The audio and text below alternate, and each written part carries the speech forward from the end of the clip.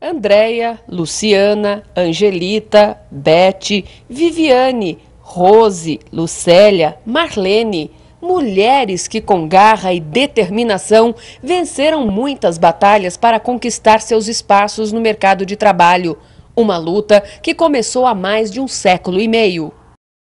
8 de março, 1857. Operárias de uma fábrica de tecidos em Nova York, nos Estados Unidos, fizeram uma grande greve para reivindicar melhores condições de trabalho, como redução da carga horária de trabalho de 16 para 12 horas, tratamento digno dentro do ambiente de trabalho e equiparação de salários com os homens.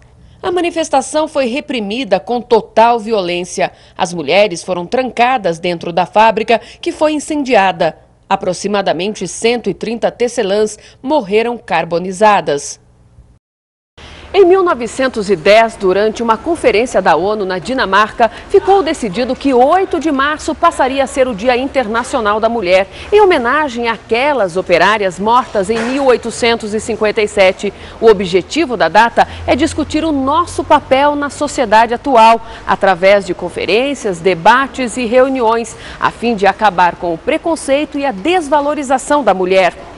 Pode não parecer, mas mesmo com todos os avanços conquistados nas últimas décadas, boa parte das mulheres ainda sofre com a violência masculina, com os baixos salários, a jornada excessiva de trabalho e desvantagens na carreira profissional.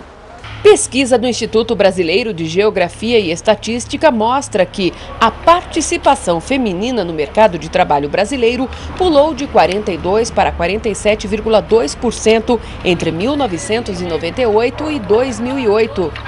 No mesmo ano, no Brasil, de cada 100 pessoas com 12 anos ou mais de estudo, 56,7% eram mulheres e 43,3% eram homens.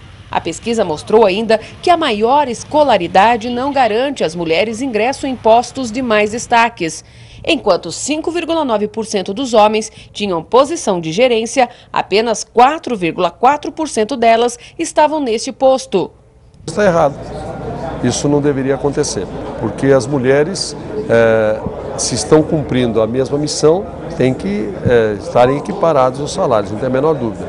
E eu quero lhe dizer que as profissionais mulheres, elas são muito competentes. A mulher brasileira é muito competente, é muito criativa e ela realiza muitas vezes até, em muitos casos, mais facilidade do que os homens. Eu até diria na maioria dos casos, não é? Então, não vejo nenhuma razão para que haja essa diferença.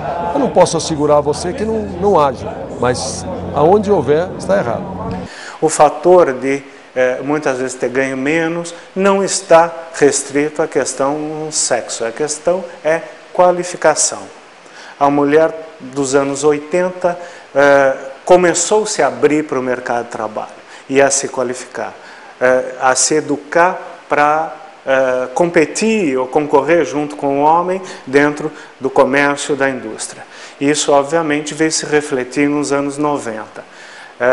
Hoje, você sente que a mulher ela ocupa cargos de liderança e de importância de igual tamanho e tão valorizados quanto os homens. Essa diferença de salário para o mesmo tipo de trabalho entre homens e mulheres, a cada ano vem diminuindo mais.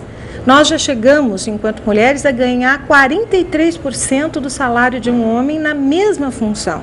Hoje, nós estamos ganhando 75% do que ganha um homem na mesma função. Quando o assunto é política, elas representam 51% do eleitorado, mas as mulheres eleitas ainda são minoria. Nas últimas eleições municipais, foram eleitas 6.508 vereadoras, contra 45.492 vereadores. Prefeitas foram eleitas 506 contra 5.024 prefeitos. Eu acho que a participação da mulher na política ainda é muito pequena. Agora, não tenha dúvida que se nós somos 52% de quem vota, é um absurdo você ser 10%, por exemplo, numa Assembleia Legislativa, 10% de deputados. Em câmaras municipais, algumas que sequer têm uma vereadora, nunca foi eleita uma vereadora. Então, Por que é importante a participação da mulher? É para que ela tenha um outro olhar, para que a política seja encarada de uma outra maneira, de uma maneira mais sensível, como a mulher é, mais emocional, sem tanto materialismo como nós estamos cansados de ver.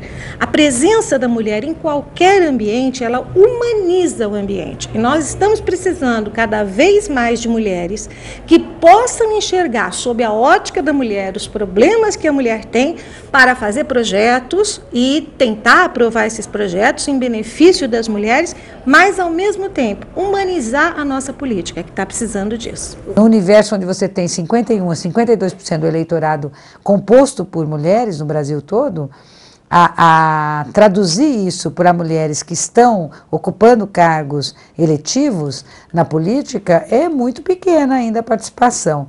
Agora, tem vários fatores que estão colocados. Primeiro, a mulher tem dificuldade para viver essa vida pública, né? Como a mulher sempre esteve mais voltada para o mundo privado, para ela ir para a vida pública é muito mais difícil, né? Ela tem o marido, os filhos, a casa, às vezes ela trabalha fora e chega em casa, tem que executar as tarefas, tem que ver se os filhos fizeram o dever de casa, tem que ver se está todo mundo dormindo, se tem a compra do supermercado está em ordem, enfim. Por mais que a gente tenha conquistado novos espaços e por mais que os homens também, uma pequena parcela ainda, dividam com suas companheiras essas tarefas, a maior parte das responsabilidades do lar ainda está a cargo das mulheres, né? Aquelas que trabalham fora. Por isso que a gente fala da dupla jornada de trabalho. Quer dizer, então para ela ainda ter outro tempo para a política é difícil. Das mulheres é difícil, né? E até porque este é um campo que não é um campo onde as mulheres eu poderia dizer que elas transitam com tanta familiaridade assim. Essa familiaridade é maior para os homens. A gente percebe que os homens acham que política é coisa de homem e não de mulher. E a mulher, então, ela se sente assim um pouco... digamos, um pouco reprimida nesse sentido de fazer política. Então ela precisa saber que a participação dela na política é muito importante. Ela tem que agregar esse trabalho com o conhecimento que ela tem, com leis, porque dentro de uma comunidade elas vivenciam uma dificuldade muito grande. Então quando você vai dentro dessas comunidades, você vê as dificuldades que elas passam e que através dessas mulheres nós poderíamos estar fazendo vários projetos, incentivando, ajudando muito mais essas mulheres. Nós somos um exército enorme, mas um exército que não conhece a sua força. Então nós precisamos hoje que as mulheres se unam mais, que as mulheres acreditem mais nelas, que elas se valorizem enquanto seres humanos, enquanto mulheres, tanto faz com a dona de casa quanto a de uma executiva de uma grande multinacional. O importante é que nós aprendamos a nos valorizar. Eu sempre digo, quando eu vejo uma mulher dizendo, olha, primeiro lugar na minha vida é meu filho, primeiro lugar na minha vida é o meu marido. Não, o primeiro lugar na minha vida sou eu. Porque se eu não me amar, eu não vou fazer com que as pessoas me amem. Então nós temos que aprender isso, a nos valorizar, a nos amarmos enquanto pessoas, para que as pessoas possam nos valorizar e também possam nos amar. Aí nós vamos descobrir a nossa força. Eu tenho certeza, se nós tivermos hoje muito mais mulheres envolvidas na política, o nosso país vai ser muito diferente, vai ser um país com pessoas muito mais amáveis, que nós podemos fazer uma diferença nessa área toda, na social, na área da saúde, na área do transporte, da moradia. Então, a importância que essas mulheres valorosas vão fazer dentro da política vai ser de uma importância muito grande. A gente precisa rever alguns conceitos, avançar para que essa atividade parlamentar, essa atividade da mulher na política possa também acompanhar a evolução que as mulheres tiveram. Esse olhar diferente tem que ser traduzido quando você vai propor políticas públicas, quando você vai propor projetos de lei, quando você vai propor audiências públicas. Tudo isso traz um conteúdo que é da mulher, né? Porque somos diferentes, porém não desiguais.